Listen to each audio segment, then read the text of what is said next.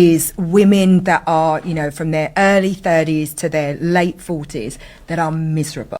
Hi, so I wanted to give my 2 cents on Emma Greed's comments about women in their 30s and 40s who she knows or who work for her who are, I guess, quote unquote, miserable because maybe it's too late for them to have kids.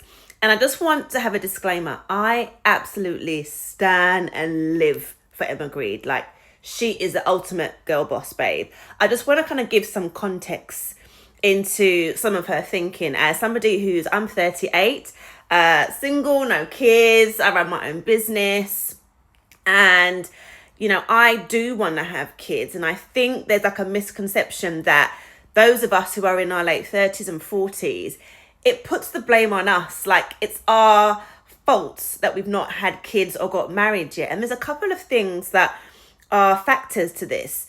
I think a lot of women that I know who are my age and haven't had kids yet, we want to take our time.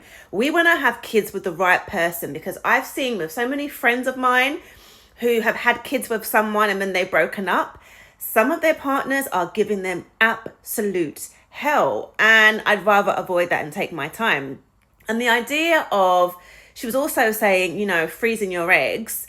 Some of her friends realized that some of the eggs weren't viable, and they couldn't have kids, and they're miserable because of it. And I just think freezing your eggs is never going to be a bad thing. So I would recommend everyone, if you have a uterus and you have eggs, to freeze them, because I see no harm in doing that. And it's better to wait for the right person than have kids with the wrong person. But I also think it's different macroeconomics. Like, it's super expensive to have kids these days. And the cost of living in the UK, around the world, we've got high inflation. It's not a prosperity world anymore. And also, it's really hard to date, especially in your 30s and 40s. I don't know what's going on with the men and the dating scene, but it's really the wild, wild west. So there's so many different factors that are just making it a very different landscape for women like myself. And the idea that we are miserable, I would say, is wrong. I'm very happy with my life. I have a great friends. I have a great community.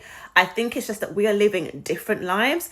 And I also know women who are married and who have kids who are miserable as well. So I think it's all about thinking about what works for you and living in your own truth, rather than kind of making generalized comments. But I do get what she's saying. It's something that, as women, you should think about it sooner rather than later.